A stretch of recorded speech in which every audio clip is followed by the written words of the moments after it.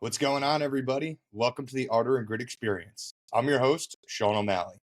Our guest for episode 2 is former Division I wrestler, aspiring MMA star, and also my roommate, Parker Kropman. This stud bleeds passion for the sport of wrestling.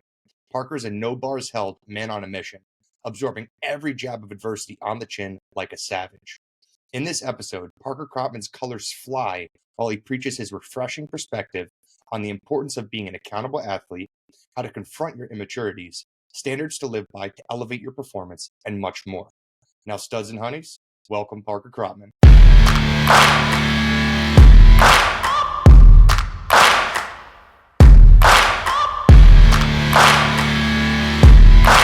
Parker, you want to give your 30-second elevator pitch and kind of highlight who you are, what you're about, and what you're doing? Yeah, basically from the core, I'm a straight up wrestler, grew up wrestling. I live by certain principles that I try to apply to every single thing I do. Not a perfect human being. I don't do everything the way that I should, but I know what I need to do. And over time, trying to make sure optimize my life, trying to get into MMA, also coaching, maybe compete in wrestling here and there still, but I just love anything competitive and I just want to be the best in whatever I do. You have been completely immersed in wrestling since day one. When did you start wrestling? I started wrestling in 4th grade at my local youth club. What kind of ignited your passion towards becoming and dedicating your life towards the sport of wrestling? So my dad wanted me to wrestle way earlier. It was actually a funny story. He wrestled at Brockport High School, which is like 40 minutes from me, and he claims that he was like a Fargo champ back in the day. He said it was in Nebraska. I don't know how good he was. Like the internet wasn't really a thing, so I can't really look up his accolades and whatever. But he claims he was a stud, so he wanted me to get into wrestling and my brothers, and he asked my gym teacher, and this is when I was in 1st grade, so 3 years before I started wrestling. He said, "Hey, do we have a local youth wrestling club?" She said, "No, we don't have wrestling in Penfield." So my dad just kind of was like, "All right, whatever. We just moved here." They were settling down, so he's like, "We'll just have to try to figure something out later." And then 3 years later, he finds a pamphlet. It's like the rec sports pamphlet for my town, and it says, "Oh, Penfield Youth Wrestling." And he goes, "Oh shit, they must have just started a program." So then we start showing up to the youth practice, and the first practice, he's like, "Oh shit, you guys just start this?" He's like, "Oh no, we've had this forever." My dad was furious. He stormed into my gym teacher. He's like, "Why the hell do you not know what sports programs you have in your town if you're a gym teacher in the elementary school? Like, that should be your number one responsibility, is getting kids in rec sports." So that's how my wrestling career started. And it was just, at first, it was me trying to just impress my dad. You know what I mean? Everybody, well, not everybody, but most people look up to their dad. You know what I mean? Your dad's like a superhero in your eyes. I know he was for me. So when I first started wrestling, it was just trying to be good so that I could just compare myself to my dad. He was a stud, so I wanted to be a stud too. Okay, so that's how you kind of got involved in committing to the sport. So when did you start realizing this is the sport that I want to fully commit to? Yeah, before I wrestled, actually, I did karate. Was one of my first sports, as well as soccer. I started both of those at a very similar time, and when I realized that I wanted to fully commit to wrestling, I was wrestling and playing soccer at the same time when I first started, and I was trying out for like the travel soccer team.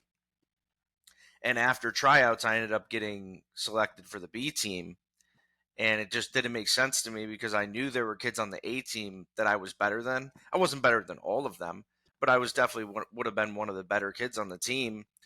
So I asked my dad. I said, "Hey, why didn't I make the A squad? I know I had a better tryout than most of these kids." Turns out that, oh, this kid's been in travel for 4 years, and his parents whatever, involved with the team and gives a bunch of money and this and that.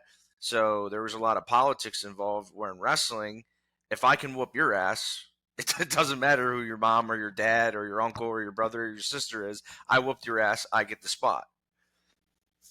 Vast majority of the time that's the case, and I just loved wrestling. Is I had full control over the outcome of my wins and losses.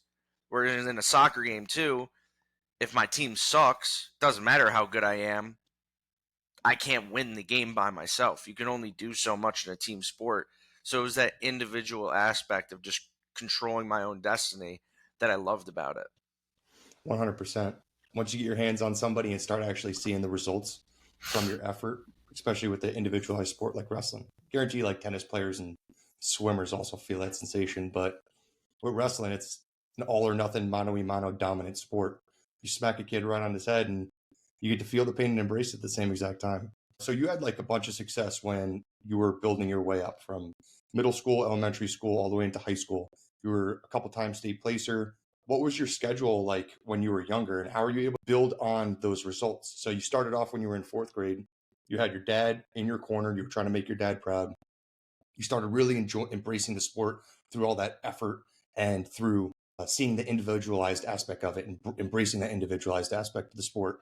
How are you able to transition that over into bigger results like a state placing or a national ranking? And when did you start seeing those results? Yeah, so I wasn't the best when I first started, but throughout my career, my entire wrestling career, I've just seen so many guys that were better than me. You know what I mean? As you go from middle school to high school to college and then so on and so forth, guys kind of fluctuate in and out, and guys thought that you thought were going to be like the best ever. They just kind of disappear, and it was really just about consistency. And from 4th to 6th grade, I made big jumps, and in 6th grade, I started getting the attention of our high school wrestling coach, John Leone, who's, in my opinion, one of the best wrestling coaches ever in the state of New York. I mean, he was an old dude. He was a hardo, so he could be an asshole at times. But looking back, I really appreciate the principles that he instilled in me. That I still take most of them today. But anyways, in 6th grade, I ended up becoming the manager for the varsity team. So I was training with the varsity team every single day at those practices. And then on the side, I would go to this wrestling club called G2. Started out with the Gillespie brothers, Gregor Gillespie and Torsten Gillespie. It kind of transitioned to just Gregor taking over for a little bit. And everybody in the area went there. I mean, big time names. I mean, Yanni, he's the biggest name that's come out of our area. But there are countless state champs, Division One wrestlers, national qualifiers, national All Americans that have come out of G2. So I was just wrestling with absolute studs every single day there. And then I was also getting my ass whooped by the high school kids who are older than me. So I was just getting the highest level at my age group. And then also guys at that high school level. And I realized, like, oh, they're not the best high school guys, but the jump from middle school to high school is still huge. So it was probably my 6th grade year was when I made that big jump. And that's probably when I first realized, like, okay, if I just put the work in and stay consistent, like I will keep climbing up. Maybe I won't be the best, but I'll still keep climbing in that direction. You had the exposure with those elite athletes. Plus, you got Gregor Gillespie, a former UFC guy, right? So that probably ignited the fire later down the road. When you were going through the mix and started knocking off those guys and through all that exposure at working with all these high school athletes when you were in middle school, what were some of the principles that you kind of lived by, or how are you kind of embracing that environment in order to push your performance forward? So obviously you get the looks from the high school guys when you're in middle school and you see the results that they're getting or the way that they're applying their techniques and their work ethic to the sport and getting results. What were some of the things you learned from being exposed to those, especially as a middle schooler, exposed to those higher performing athletes in that high school realm? What did you see they were doing? Yeah, there's a lot of principles that I got exposed to, mainly from my coach. I mean, there was a lot of really good wrestlers at my high school, but looking back, I don't think any of them had the same level of like attention to detail or just passion for the sport of wrestling. Like throughout my whole life, I've always just I watch as much wrestling as I can. I know all the best guys over the last 20 years. I've watched every single big match of Jordan Burroughs, David Taylor, Kyle Dake, all that stuff. So I feel like my high school coach instilled the hard work, and then over time, as I matured and got a little older, I kind of took on that analytical and like breaking down just how the sport works in general. But my coach always used to tell me the biggest quotes. One of my favorites was, "You either take on adversity or adversity takes you on." And that's the biggest one to me is anytime you run into an issue, you can either avoid it, you can make excuses, which is also just avoiding it, or you can go, okay, I'm not getting what I want to get, or I have this problem that I can't overcome right now. How do I overcome it? You just start thinking of ways to figure out how to beat the problem, right? It could be something as big as, I want to make the state tournament, I want to place in the state tournament, or something as small as, man, I can't finish the single leg and I keep getting there and I can't finish it. So it's like, I look at every single thing that comes up in my life as adversity. And another one is, hard work beats talent when talent doesn't work hard. And when talent works hard, that's when you get somebody super special. And my coach always used to say that. And it was just all these quotes. And also just the idea of, hey, I saw Kyle Dake hit this at the NCAA tournament. We're going to work on that. I saw David Taylor hit this in the NCAA tournament. I saw Jordan Burroughs hit this here. I saw Dan Gable 20 years ago hit this move. And it just kind of lit a light bulb up for me like, oh, all I have to do is analyze what the best guys are doing, figure out drills that I can do to work on the same things, and then just try to piece myself together as like a puzzle of all of these wrestlers that have existed over time and all of these techniques that existed over time. And then you take a step back, you can take that same principle and apply it to anything in life. It's pretty simple when you just take a logical approach to everything that you do instead of being emotional or having an ego in certain situations. The point is that I knew that as long as I worked hard and worked smart, that I'll continue to get better no matter what. That's the one thing that's great with this younger generation of wrestlers too. I remember when I was in rec wrestling or in middle school, even in high school, our coach would like sit us down before practice and throw an Iowa wrestling video on, or like Penn State, and we'd see these guys and how they were working out and going through their practices, their mindset, their performance, what the metrics were that they were trying to achieve. And we were able to reference ourselves through these quote unquote pros, or even though they're amateurs or like higher echelon athletes, and then see how that was going to relate to our style or our experience with the sport. And then on top of it, going out there, getting the experience and the compounding that experience into learning what was going on, what you're good and bad at, allowed you to jump levels really quick. So when you were going through high school and stepping into like that recruitment realm, how are you trying to present yourself, not so much branding wise, but like character wise? How are you trying to present yourself in order to attain those better results and then all of a sudden acquire or get collegiate coaches to kind of like pursue you because they saw your style on the mat, but then you also carried yourself in a specific manner. You're a very charismatic person and you go out there and you try to go for the big moves. Like you're not just trying to tie up and pity patter around. You're aggressive. You're out there. You're controlling the ties. You're creating big movement. You're getting big takedowns. You're showing up when it matters. And that completely embraced that character that you had out on the mat. So when you're looking for those college coaches or looking to take it to the next level, what do you think your big value add was as an athlete to get those college coaches involved with you? Yeah, so I honestly don't think that I got as many looks as I should have, and it's partially that the biggest thing is just exposure. My family doesn't have a lot of money. We've never had a lot of money. So I didn't get to go to all these big tournaments because we just didn't have the money to pay for the hotel, the entry fee, the food, the travel, all this stuff. So I rarely went to these big tournaments in high school. And then locally, I'm dominating the scene except for every single year, my coach said, you're going to go Yanni's weight and you're going to beat him this year. And every single year, except for my junior year, I went Yanni's weight. So 7th, 8th, 9th, 10th, in my senior year, I was in Yanni's weight.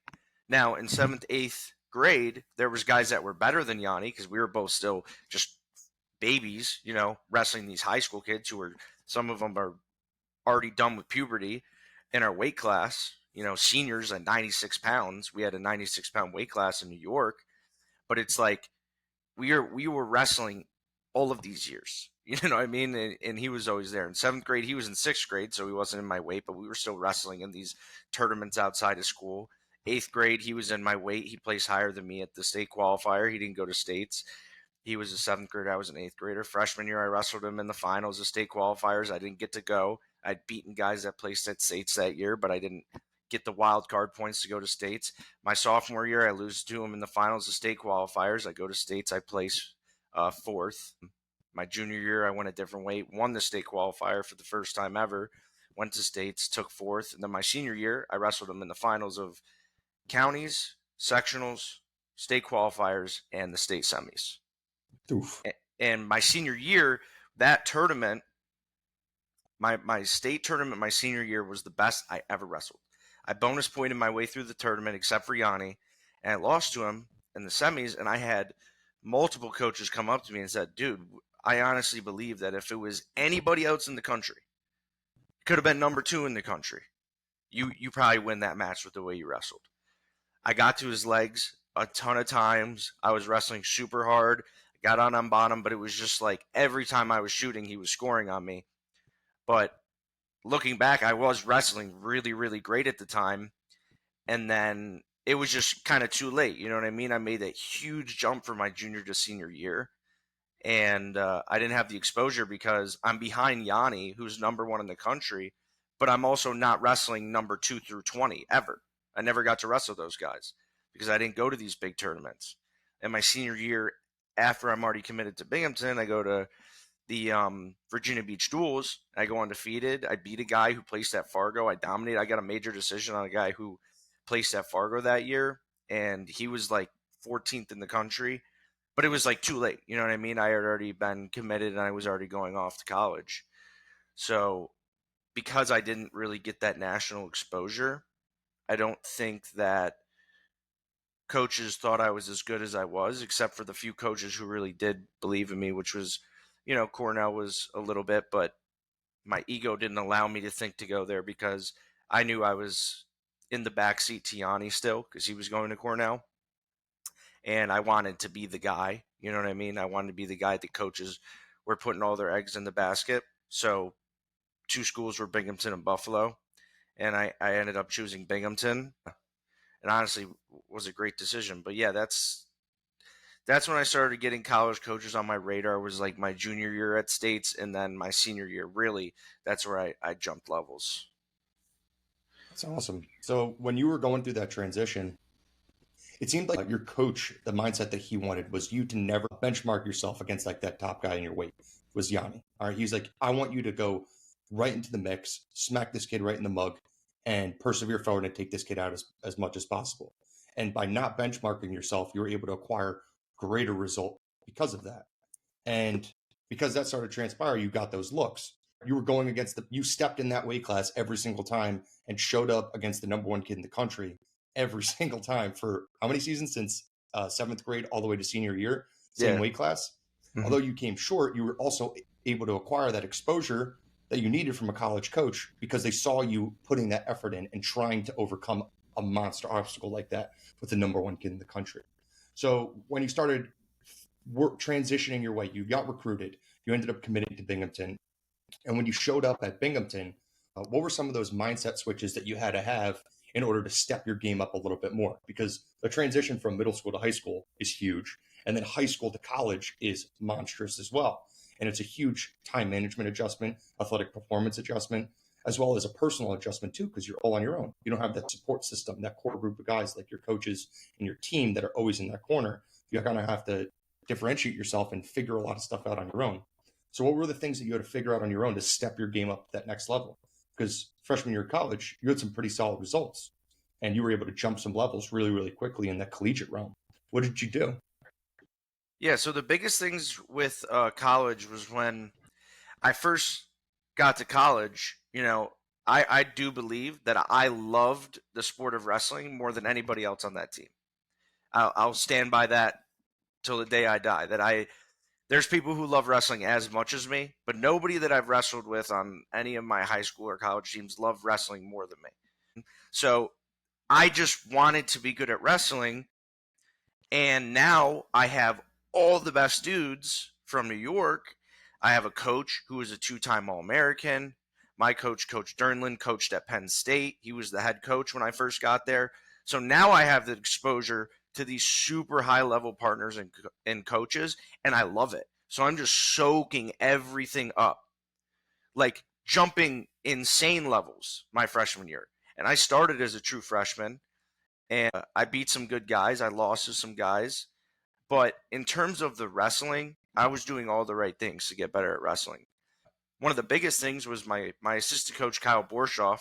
Shout out Kyle Borshoff. You know, I ended up transferring from Binghamton, and I had my issues with that, and I'll talk about that. But I was wrestling with Kyle, and my first college open was at the Bearcat Open.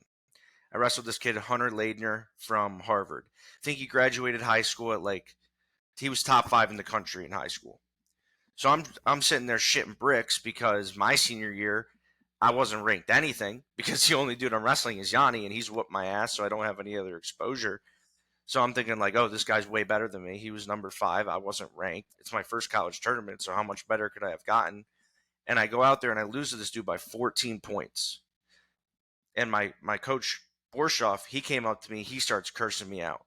He was like, "You motherfucker, you don't even understand how good you are, and you just let that person beat you who's way fucking worse than you." He goes, "I know how you wrestle me. We go back and forth in the room, and I would fuck that kid up." He said, "I would have tortured that fucking kid that just beat you by 14 points, and you go back and forth with me." He's like, "How the fuck are you going to let that happen?" He goes, "You're really fucking good. I'm an All-American, and you get takedowns on me. You get out on me. You get turns on me. We're going back and forth. We're battling. If you can do that, you should fucking run through these tournaments. That doesn't have a single All-American in the bracket." And it was like that moment a light bulb went off, and I just started beating countless guys who would have, quote unquote, smashed me in high school in terms of national ranking and accolades and all of these things. And I continued that through my freshman year.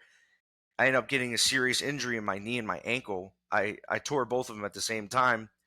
But earlier in the year when we did wrestle offs, it was me and 2 other guys. One was another freshman. The other one was Frankie Garcia. Shout out Frankie. He's an awesome dude. I wrestled the freshman. I win by major. He ends up transferring right away. He leaves and goes to Muhlenberg University. That's my buddy Dylan Schwartz. And then the day of the wrestle off for 149, but the plan was for me to redshirt no matter what happened in the wrestle off. The day of the wrestle off for 149, the other 149 pounder, Frankie, quits. 30 minutes before the wrestle off, walks in the coach's office, says, "Hey, I don't want to do this anymore. I'm done." So now I'm the only 49 pounder on the team. So I just get thrown in the starting lineup by way of, hey, we don't even have any other options. And wrestle the whole season, take 7th at conference. And then that summer, I end up wrestling this guy, Sam Crevis. He was a 3-time Super 32 champ, number 1 in the country for 3 years, super stud out of PA. And I was wrestling him in a freestyle dual meet tournament, and I teched him in the first period off like 3 takedowns and 2 turns. And then I'm like, that was the real moment where I was like, wait a minute. High school does not fucking matter. Nothing that happened matters. All that matters is how good are you as a wrestler versus how good is he as a wrestler right now. And that just carried me through. It elevated my wrestling to a crazy level. I still didn't get the results I should have got, but it was not wrestling related. I'll say that. So you had this crazy perspective shift. It went from you wrestling guys who were nationally ranked in the country to those guys wrestling you. It was switching that perspective around. It was like, I'm not here to show up against their skills and have them and you submit down to their capabilities. It was like they're stepping across the mat and then they're confronting your skills. You're the dude with the work ethic. You're the dude with the power. You're the dude with the capabilities to achieve all. And this dude is coming across the mat and is trying to take something away from you. Because you switch your mind to that, you were able to persevere forward and acquire some sick results. That's badass, dude. So when you were going through that collegiate career, you obviously made this transfer. You went from Binghamton, had a solid career there. Those coaches there helped align your perspective or shift your perspective to become an absolute badass of an athlete. Although you weren't acquiring the results you wanted, you were able to evolve as a wrestler big time. Because in high school, your coach trying not to benchmark you against the number one guy. And then when you came to college, it seemed like you idolized some of these guys. And because you idolized them so much, it kind of like made you had to go out and compete against them. Then once you made that switch and those coaches helped you make that switch, you pushed forward, persevered fast, and were able to acquire those results. So I want to talk through that transition and that transfer that you made from going to Binghamton and then coming to Drexel, and then also chasing down or owning that similar perspective and building off of that going forward throughout the rest of your collegiate career. Yeah. So when I was at Binghamton and at Drexel too, wrestling was never my problem. I know I've always been a good wrestler. I know I can compete with the best guys in the country because I've done it. And the biggest issue is just the way that I was living my life outside of the room. And at Binghamton, in a lot of colleges, but there's that culture of partying and drinking, and I was the starter. So in my mind at the time, which is a terrible way to look at wrestling, I was still getting better at wrestling, but I was like, as long as I can beat the next best guy in the team, that's my job. My job is to beat the next best guy in the team and stay in the starting lineup. I was good enough as a wrestler where I was able to drink 4 nights a week and get absolutely wasted and do terrible weight cuts.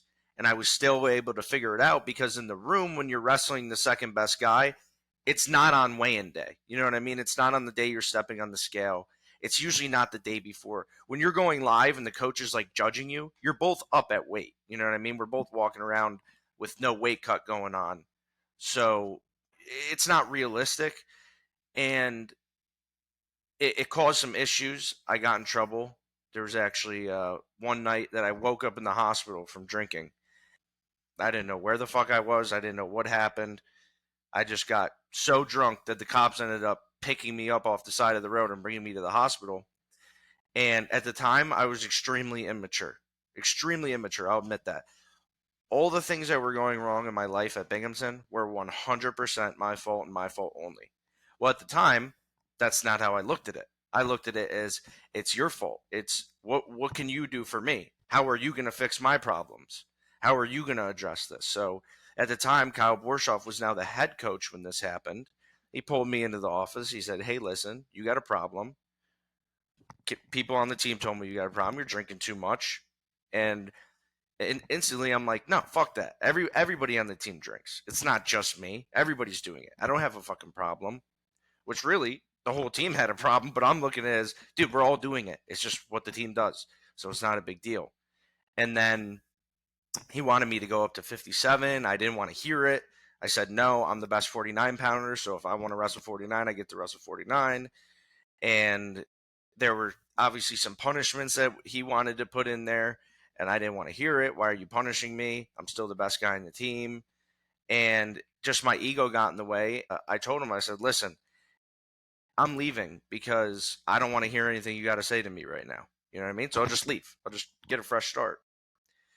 After a couple weeks, I cooled down and I realized, oh shit, this is all my fault. And I went into his office and I tried to stay. And he said, no, there's not a place for you on this team anymore. So at that point, I didn't have a choice. He made my choice for me. I entered the transfer portal. And that's when I ended up kind of getting reached out for a few schools, took a visit to Drexel. There were some guys on the team that I already knew. I liked the city. I liked the RTC and the guys that I was going to be able to train with. So I ended up transferring to Drexel at that point. You had a huge momentum shift with your maturity. All the young guys, I'm not saying trying to generalize it for all of us, but we all been through the mix. We've all had those immature moments where we think the party and the part, especially when we're trying to excel at the highest level, we think the partying and all the extracurricular social life stuff is what helps define that clout for us. It's like, oh, like we could wrestle, be a high performing athlete, and then step away and detract from wrestling, then also be a top performing partier.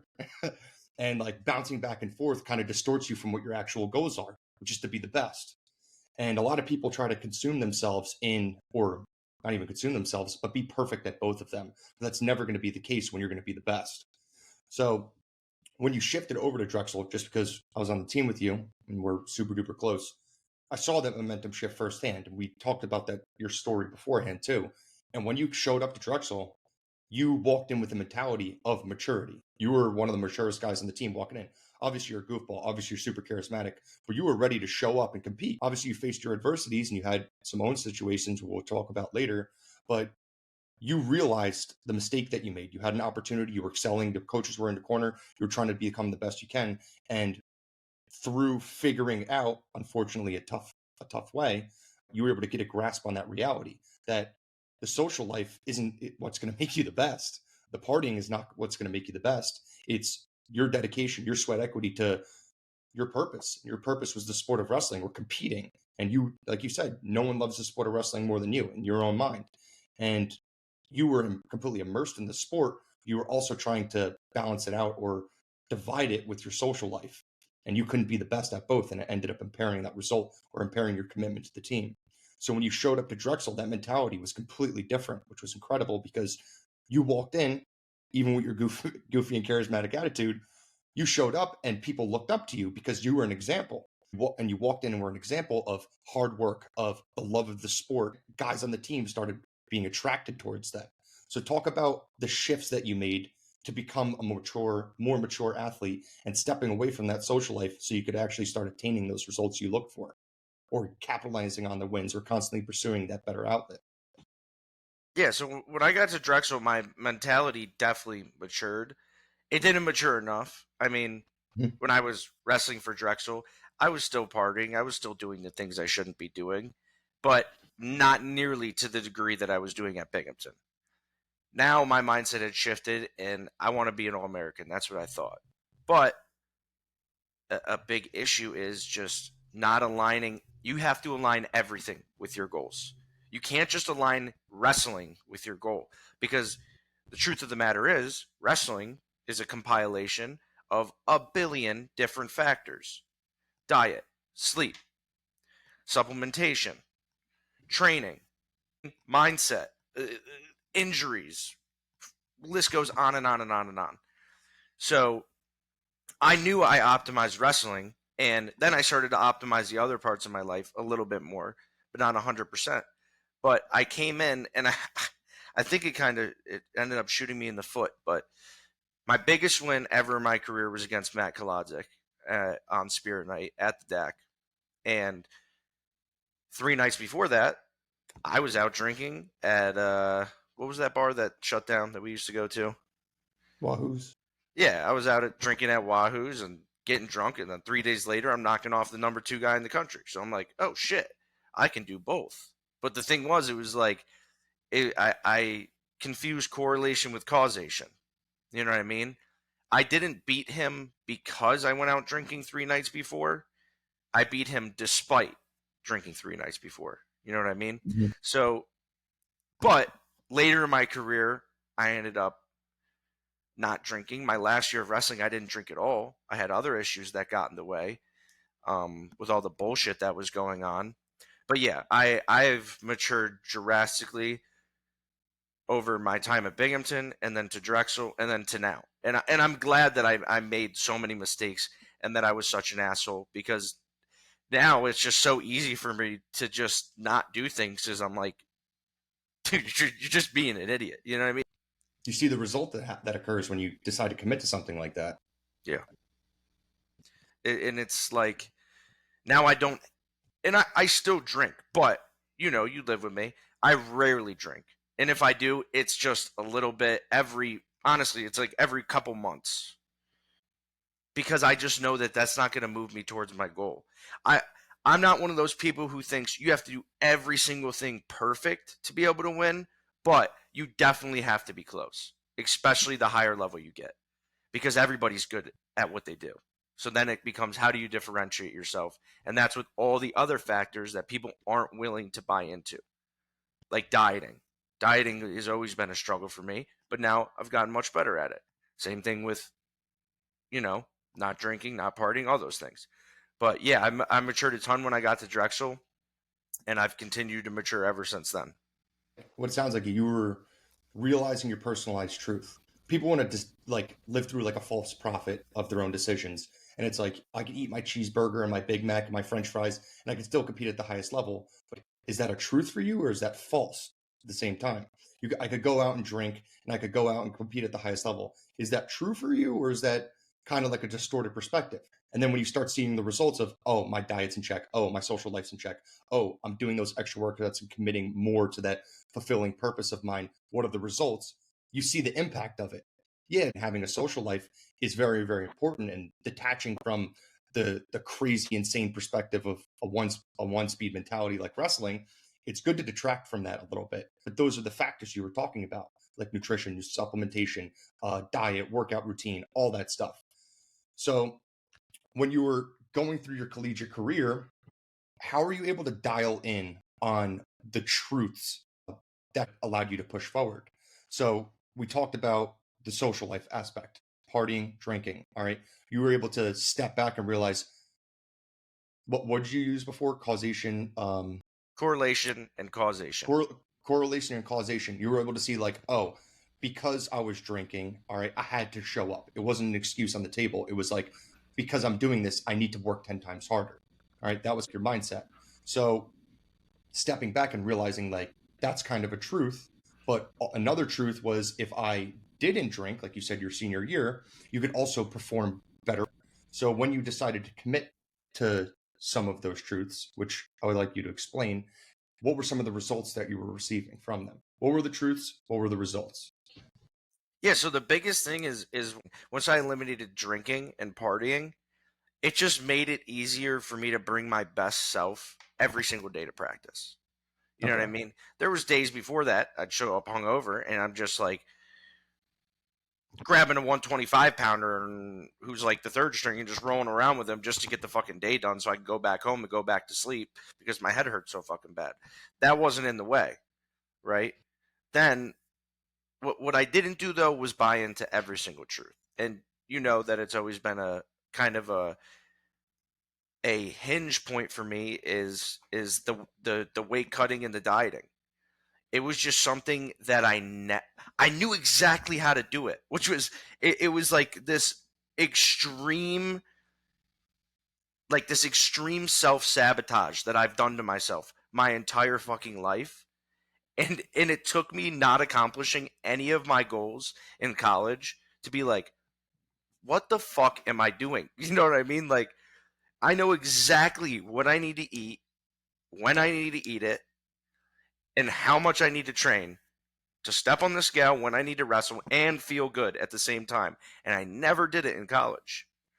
And it was like, I knew all the truths, but like you said, it's like you get this like self-convincing that, oh no, it'll be okay. I'll still show up even though you know damn well you're not going to.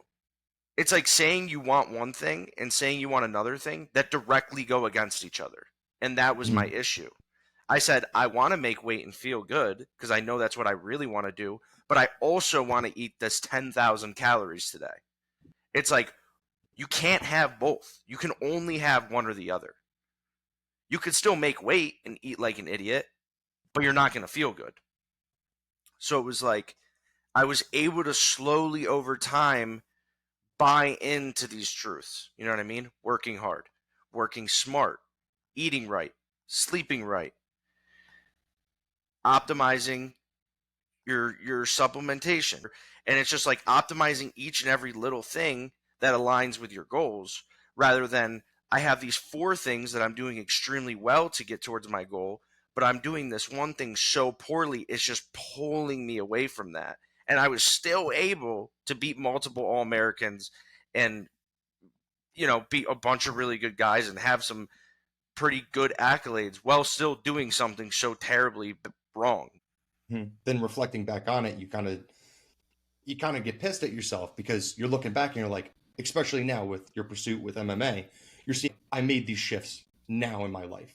Now, if I made these shifts like 3, 4 years ago, what would have been the result? And it's frustrating as all shit. But that immaturity jump kind of allows you to reflect and realize like what my pursuit is forward.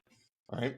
Maybe going out 3 days a week isn't the most viable option for me making the UFC and becoming a champ eventually. All right. Maybe it's not being satisfied with eating 10,000 calories in a sitting and all of a sudden controlling my habits, maybe fasting a little bit, maybe drinking a little bit more water, maybe considering those higher protein based meals or higher meat based meals and all that stuff, and breaking it out to your achievement, your expectation. Because what I'm seeing now with you, especially living together, is you're living through expectations. You're not just living through goals. All right. A goal is like that fantasy of what I'm going to attain. You're holding yourself to an expectation that you are going to get this. I want it and it's mine. It's like your mentality with that perspective shift you have at wrestling.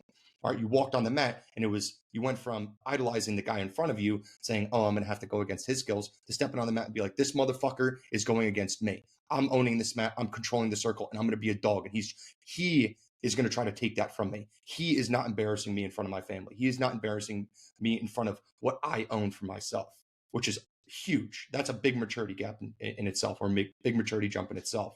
So learning all these lessons and kind of understanding now that the expectation that you need to live through is being precise with your own truths, eating properly, sleeping properly, managing your health, all right, and your fitness, training and being more dialed in your training. What were those big jumps, stepping out of that collegiate career with the mistakes that you made and those learning experiences that you've overcome, and then all of a sudden transferring that into an aspiration like making the UFC and chasing a higher expectation for yourself that's honestly an extension greater than you, that is all of a sudden on your plate. You came up with this goal, UFC, right? All right, you want to make Yes. a premier organization within fighting. That's what you're living through right now, and I see you every single day coming out of your room with this mentality, like UFC champ, Bellator champ, I won championship, whatever the premier organization is. You're not there yet, but you're holding your expectations to it. How are you living through those expectations? Yeah, so the biggest thing is, right, I have two goals right now. One is to be the best fighter that I can possibly be, and my end goal is to be a UFC champ. That's anybody who's in fighting, no matter what they say, they want to be a UFC champ. They have Mm-hmm. other things they want, but everybody wants to be that UFC champ. And everybody also wants to make a shit ton of money at the same time. And secondly, I also want to be an amazing wrestling coach.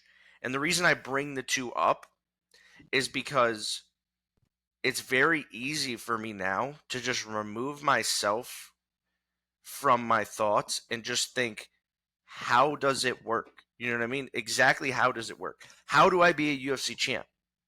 Not just me. How does anybody become a UFC champ? Okay, these are the 50 million things you need to do over the next 10 years to be a UFC champ. Okay, every single day you're working towards doing those things.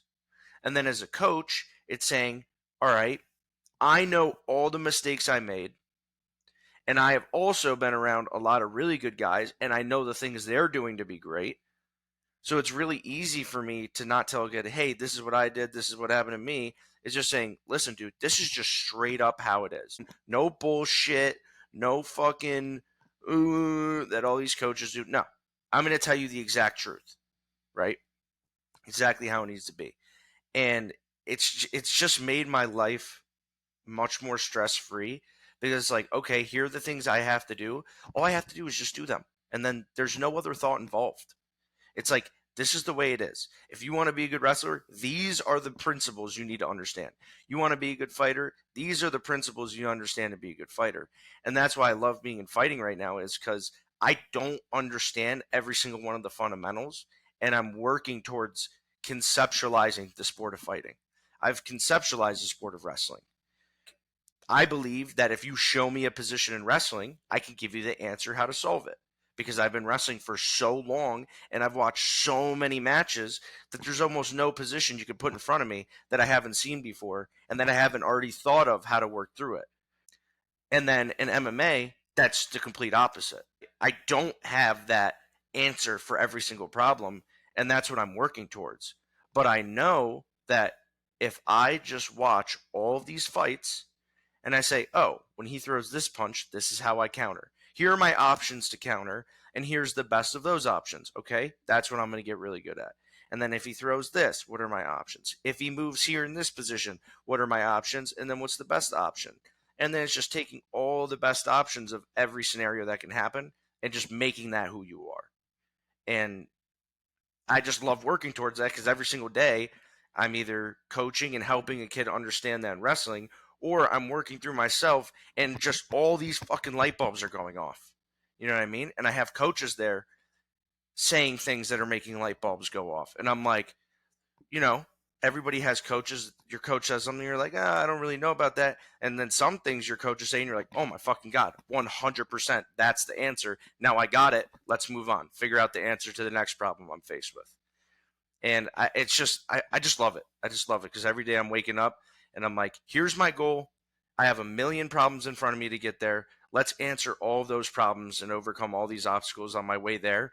And that reward of staying that path over however many years it takes, it's just like going to be the ultimate feeling that will defeat the feeling of eating that cheeseburger, the feeling of hooking up with that girl from the bar, the feeling of getting drunk with that one night. It's like achieving that ultimate goal. It's just going to be like, holy shit, I actually did it.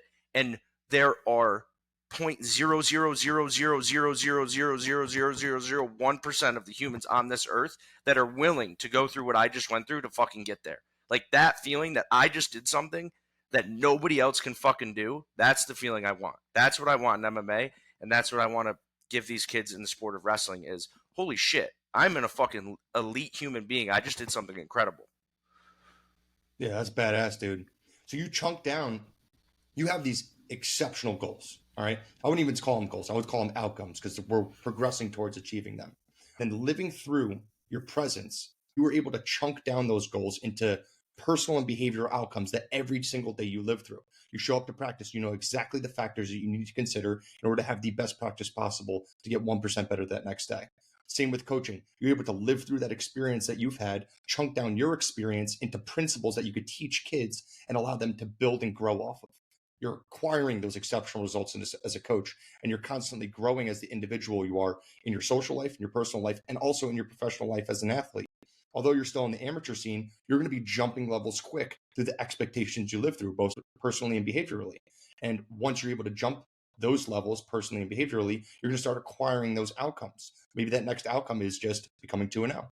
That second notch, all right, that 2-0 notch is a step.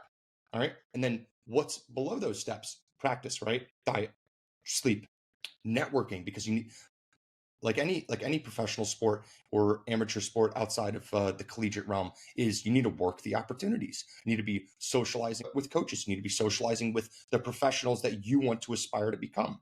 And you're training in a room with multiple UFC contenders, especially top 10, top 15 guys, absolute killers. And you're embracing that experience, compounding those results, and living through the expectation that you're going to achieve that outcome. So stepping into that realm, you have these motivations behind you that are jumping you these levels, and you have this exposure to these phenomenal athletes. You mind mentioning them? Yeah, I mean, These UFC dude, guys? there's so many good guys that I train with. The people that I'm super close with, obviously, Cam Scalio, Eddie Torres. I don't like really train directly with her all the time because she's much smaller than me. But Taylor Samarco, she's been a huge influence in me. Obviously, Pat Sabatini whoops my ass all the time. You know, guys coming in and out. When I was going to Marquez, haven't been there in a little bit, but you're around guys like Sean Brady, Joe Pfeiffer, Andre Petrosky's always around. He's another one that I've sparred with before, and he's a monster. I liked when you said networking and being around all these high level people because it's not necessarily necessary to have extremely high level people around you to get there, but the thing that makes it so much easier to get there when you have these people around you is they are the ones presenting the problems.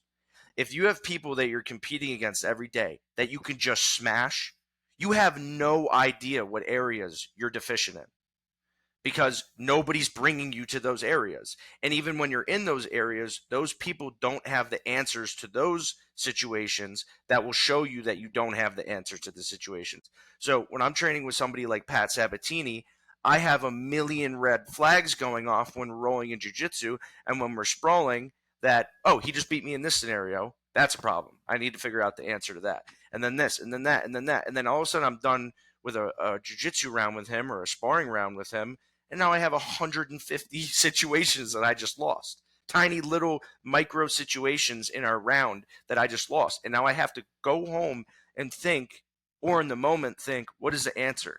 I mean, I'm sure it annoys the shit out of him, or annoys the shit out of a lot of people, but when I'm rolling with people and they get me in something, in the middle of the roll, we're going live, I'll just say, hey, dude, like, what the fuck was I supposed to do there?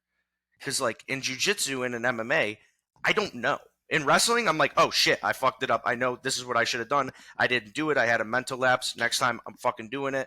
Or, all right, as soon as this practice is over, I'm going to do 100 reps of that. Boom, established it, answered the problem, got the repetition. I'm going to keep hammering it over the next month.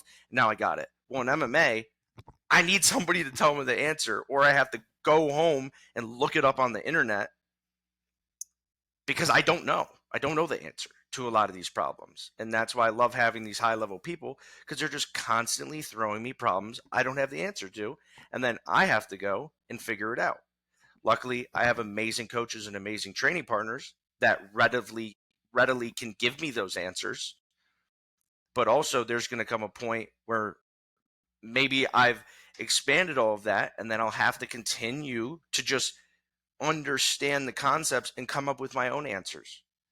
It happens to me when I'm coaching wrestling all the time. I'm thinking, oh shit, I didn't know this answer, but I thought about where his body is and where his body is.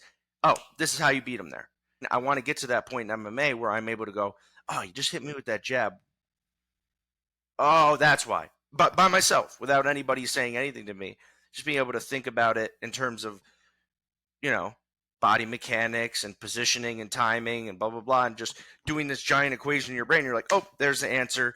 Let me try it. Oh, it worked. Okay, yeah, I was right. And then you continue to establish that within yourselves, and now that's just part of who you are. You've just changed the competitor that you are. I want to be my own fighter, but I also understand to get there, I need to take little bits and pieces of all of the greatest fighters that have existed over time and just kind of smush it into Parker Kropman. 100%, dude. That's chunking down your character. And you've been able to build this extensive network of people through your outreach, and it's kind of defined the standard that you're living through. Parker Kropman back in college is a lot different than Parker Kropman today. All right, Parker Kropman, the UFC champ, is going to be a lot different than Parker Kropman today. And through this standard that you've been able to attract in your life with the Pats, with the Andres, with the Pfeiffers, you've been able to build yourself up into a true competitor that's going to achieve greatness because you're holding yourself to that expectation. So what's the standard that you see these elite UFC fighters embracing and living through, and how is it transferring over into your pursuit as a fighter? Yeah, I mean, it's absolutely huge. The biggest two people I would say for me are Eddie Torres and Pat Sabatini. Not that anybody else hasn't had an huge influence. There's a million other people that I could mention, but I'm just saying them two because they're extraordinary in two different ways. Eddie is amazing as a fighter. He's an amazing fighter. But what I love about Eddie is just he is one of the best fucking humans I've ever met. Like, that dude has been through a ton of shit, and instead of letting that make him a sour human being who just hates the world because all of the fucked up shit that's happened to him, he just instantly goes, oh, I'm not letting that happen to anybody else. I'm going to fucking dedicate myself to not only making my life better, but I'm going to make sure that I'm doing everything in my power to make the people I care about achieve what they want to achieve. Like, recently, he just had another knee surgery, coming off of a knee surgery. He had a knee surgery. He was out for, I think, about 6 months, comes back to training, hurts his other knee. Now he's out for another 6 months. Instead of being a sourpuss and just leaving the gym, that dude's been in the gym every fucking day still. He had a couple days where he was fresh out of surgery. He didn't come in because he's in a ridiculous amount of pain. But we're sparring Saturday night, right? He's fucking there, sitting there, trying to just answer all these problems for people because he can't train himself. So what is he going to do? He's going to dedicate himself to everybody else in that room that he cares about. And then on the other coin, you have Pat, and the reason Pat sticks out to me is because that dude trains 2 to 3 times every single day, especially when he's got a fight lined up, right? Here and there, okay, Pat likes to go fishing, so maybe takes one training session off every other week to go fishing, or goes fishing, so he trains for one less hour in his training session. But it's like, you ask around and it's like, how the he was there training there, and then he was here training there, and that person saw him there, and you're talking to all these people, and you're like, is this dude training fucking 4 times every day for every single day of his life? And then it's like, he whoops your ass, and you're like, yeah, no shit, he whoops my ass. He trains 4 times more than I do. That's inspiring to me because, like, right now I also work a job, but my goal is to go full time fighting, and I want to dedicate every single second of my day to working towards that. These full time fighters, the best ones, not all of them, but the best ones that have these really good records, they are leaving no stone unturned. Their wheels are turning, except when they're sleeping. Every waking moment, no matter what they're doing, there is a piece of their mind thinking about answering the problems that they're dealing with in training, in fights. They saw other people deal with in fights, their training partners dealt with, and they're just turning. Even when I'm at work, if I'm at work, my brain is thinking about fighting and wrestling, always, no matter what. I kind of fucking hate it. At the same time, I love it because sometimes you just want to like shut the fuck off because you're like, oh my God, this is just the only thing I'm thinking about. But that's also what you need to do if you want to be one of the best. You got to be fucking crazy. You got to be extremely passionate. You got to be willing to be a fucking nerd. You know what I mean? I know some of the kids I coach, they're young. They think this dude's a fucking nerd. Like, why does he care so much about this shit? It's just wrestling, but like, it's everything to me. I love this shit. I live for it. It's what I'm here for. I like other things, but that is my main purpose. Other than obviously, partially the reason I'm doing it is I want to be able to provide for my family and create generational wealth and all of these things, but I want to do it through this sport and these sports because that's what I love. Eddie and Pat seem like great freaking dudes. Met Eddie before, he's a beast, man. The one thing that you're kind of encapsulating, and I've been writing this down a bunch every single day, is dogs are dogs because they want to be dogs. And these dudes are just a bunch of dogs reeling in that passion, that atmosphere, and that mentality that's just encapsulating more dogs. And you're one of those guys in the fight. And that standard that they're living through is just bleeding through you. It's coursing through those veins because you just want to be an absolute killer out there. You just want to take over the world. And it's not just for yourself, but it's for your community. It's for Eddie. It's for Pat. It's for your family. It's for your boys. And you're giving back through your effort. You putting your life on the line and stepping into a cage with another stone cold killer is you willing to express your love to the world, which is badass in itself, man. You're stepping out there and you're just radiating, I'm fucking excellent. I love my life. And you see that. You walk outside the door, you're ready to go to training, and you're like, this is my fucking day. I own this. This is me. I'm living through this. I'm pissing excellence today. And that standard is just, it's undeniable. It's untamable and it's unbreakable, man. Like, you do not want to deviate. And those killers, like these UFC fighters, they're going out there to be freaking killers, and they're radiating and pissing that excellence every single day, harping on that attitude, living through a great conviction, and living by that standard that's going to attract them to that goal. The one thing I love about you that we talked about a bunch is this quote that you lived through: be comfortable with the uncomfortable. Do you mind explaining and talking through that quote? How are you living through this uncomfort, and how are you becoming uncomfortable with the uncomfortable? Yeah, that was a quote also from my high school coach, John Leone. I have it on my door at work. I say it to myself all the fucking time. But being comfortable with being uncomfortable, it's like once you learn that skill, it's not the most important thing, but it does allow you to push through the uncomfort to get where you want to go. And an example might be this. This has nothing to do with fighting or what we're talking about, but like you see a chick at the bar and you want to talk to her, and we've all come victim to it. You don't want to go up to her because you're nervous about getting rejected. That's the uncomfort. And you don't have any clue what's going to happen because you're not willing to go through the uncomfort to find out. And then most of the time, you end up going up, talking to a chick, shooting the shit, and you ended up, you know, going home with her or getting her number or whatever. And you're like, oh, that wasn't even that bad. I just had to deal with a couple seconds of uncomfort to get there. Well, it's the same thing with anything else in your life. It's like failure is uncomfortable. Like that's the biggest thing with be comfortable with being uncomfortable. Be comfortable with failing. Be comfortable with people thinking you're a pussy. Be comfortable with people talking shit about you. Be comfortable with people going behind your, like, dude, as I get older, I understand there's always going to be people out there, no matter how close they are to you or how close you think they are to you, or people that are far away. People are going to fucking judge you. People are going to talk shit about you. People are going to make fun of you. People are going to say, I can't believe this fucking guy thinks he could be a UFC champ. I can't believe this guy thinks he's about to go hook up with that girl. I can't believe this guy thinks he can do this. I can't believe he just said that.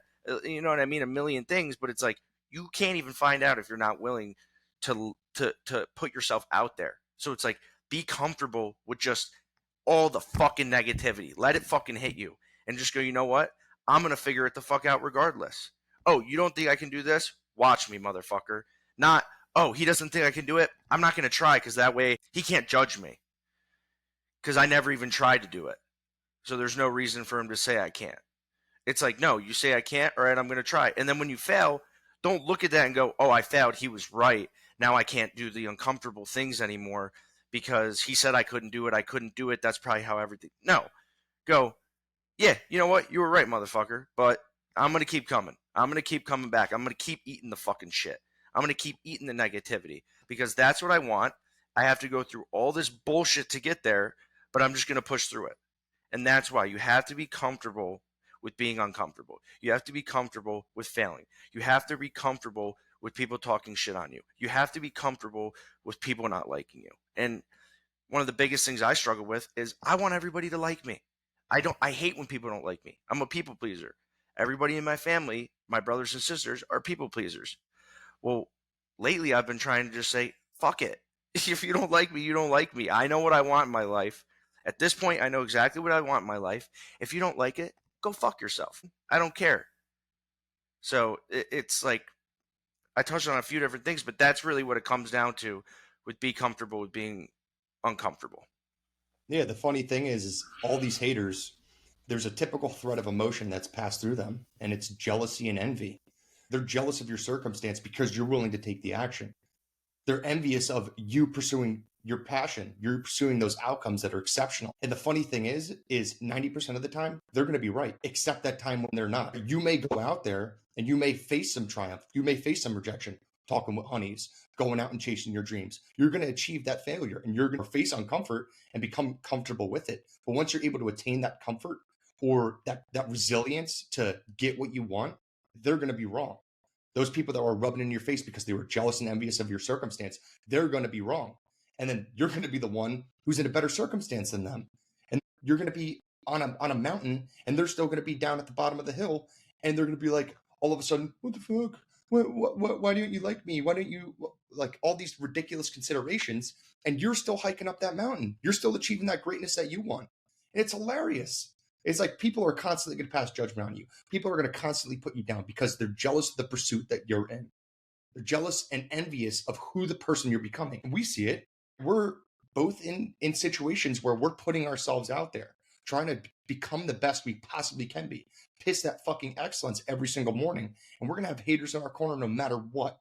We walk into a room, even if it's a room full of a bunch of happy and charismatic people, just because of our personality, just because we're fucking dogs, right? We're going to walk in a room and attract greatness. And those responses are always going to be there.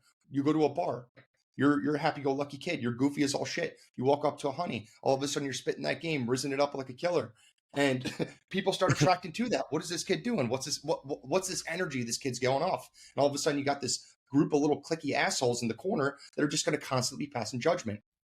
And what do? You still go about your day. You still chase that excellence. You still talk to the pretty girl. You still network with that big baller badass that's right in the corner wearing a tuxedo. And you build that network and you reinforce that comfort with who it is you are, that Parker Kropman that embodies greatness, which is absolutely fucking stunning, man. That's an absolute beautiful thing to live through.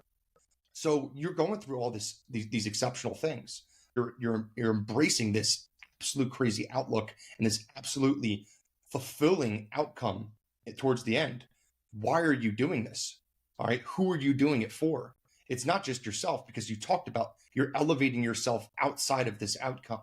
Because once you're able to elevate yourself outside this outcome, things just start coming to you. Once you start doing it yourself, you start to harp on the considerations of what it means to be yourself. You're living outside of your flesh. you're completely encapsulated in this soul, because we're all containers for this soul. All right. And you're collecting the energy that's coming to you. Who are you doing it for, and why are you doing it?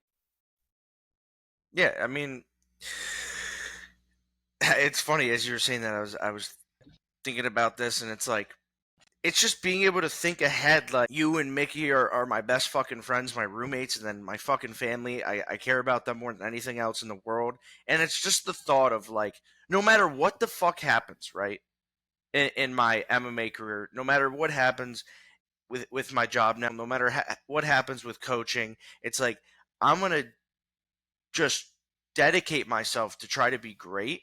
So that way, when I'm fucking 15 years from now, when I'm 40, I'm sitting smoking a fucking cigar with my boy Sean. I'm like, dude, can you believe that we fucking did that shit? Like, we did all of that. Like, think about how many people haven't even done a fraction of what we've done. And it's like, no matter what it is that we accomplish, it's just like, damn, dude, we really dedicated that much to what we wanted to do. Like, and you could just be happy because you're like, damn, I did what I had to do, man. Like, and it's like, holy shit. Remember this memory? Dude, I can't believe you were able to do that. I can't believe this happened. And it's like, I'd rather have that than never dare for anything and just kind of just like float through life. I feel like so many people just kind of just are brainwashed that you go to work, you get your family, you do this, you do that, you pay the bills, you do this, you go to the bar on Saturday and talk to the same people every weekend, and you do this, and you're just kind of floating, and you're like, you'll watch something on TV and you're like, damn, I wish I could do that. And then you just keep going. It's like, wait, you wish you could do that? Like, you really wish you could do that? Go fucking try. Just try. See what the fuck happens. And it's like, that's why I'm happy. I'm an extremely happy go lucky person because it's like I know that I'm currently trying to do what I want to do. I'm not letting anybody tell me, no, this is what you should be doing. Fuck that. You should be doing this instead because maybe, and so many people, it's just like money, money, money. So it's like maybe people are like, oh, if you weren't training twice a day, you could put more time into, doing this to try to make more money or putting more time in. It's just a million other things, but it's like, no, I'm just doing what I want to do. I'm making it work. Just being able to just think about that when I'm 4 years old, sitting with my boys, just being like, dude, we're some fucking bad motherfuckers. Like, what does any man want more than just to be a badass? And it's not just in fighting. It's like a badass businessman, a badass father, a badass at having conversations, a badass friend. You know what I mean? A badass son, a badass brother. Just like where people are just like, damn, that motherfucker's real. Just like, I love that dude. That dude just fucking, he knows what he wants and he's a fucking good dude. He helps other people. He's good to his family. And he's a fucking, he's a workaholic and he's just wants to be great. Who doesn't look at like the fucking ancient Romans and go, damn, I wish I was fucking Julius Caesar, or I wish I could be fucking the president of the United States. Like, I wish I could be UFC champ. I wish I could be fucking Ray Lewis decking people in the NFL. It's like there's so many things that different people just align with, and it's like just fucking go after it then. If that's what you align with, if you're fucking working at Starbucks, go on fucking YouTube and look up the coolest barista and try to fucking achieve that. Like, it doesn't matter what the fuck you're doing. You know what I mean? I know you know what I mean because we talk about this shit all the time, but it's like just sitting down with family and looking back and be able to say like, damn, I'm a fucking beast.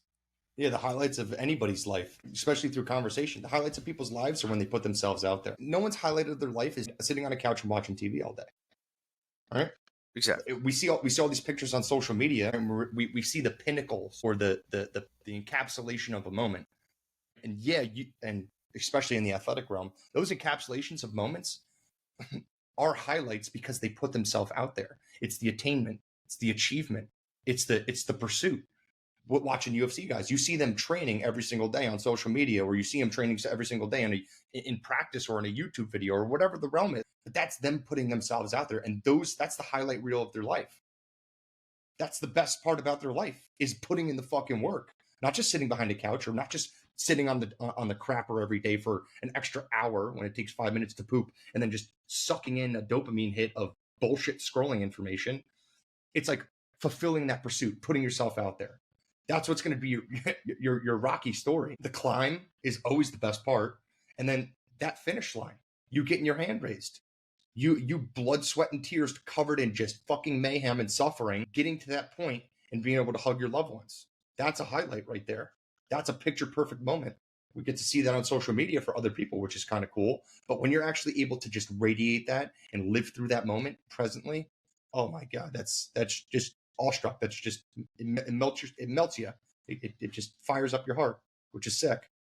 All right. So to wrap this thing up a little bit, want to tell us what you're doing next, where you're going? Yeah, so not confirmed, but I'm looking to fight in Philly early February. So working on getting that rolling, getting an opponent. As an amateur, the hardest thing is getting an opponent. But yeah, I'm looking forward to fighting in February. I got a bunch of fucking studs wrestling at Rivers Wrestling Club that are coming up, dominating the high school and middle school scene right now. I want to dedicate as much time and as making them great as possible. We got a little break, but after the holidays, we're going to get back to it. I'm pouring myself into these kids for every single second that I'm at the club. And then, yeah, it's like I'm going to keep working. I'm going to take it one step at a time. I'm going to try to do more fucking podcasts with my boy Sean and talk to more people, make more connections, and just every single day just take one more step forward towards my goal of being a UFC champ, being a great son and brother to my parents and my siblings.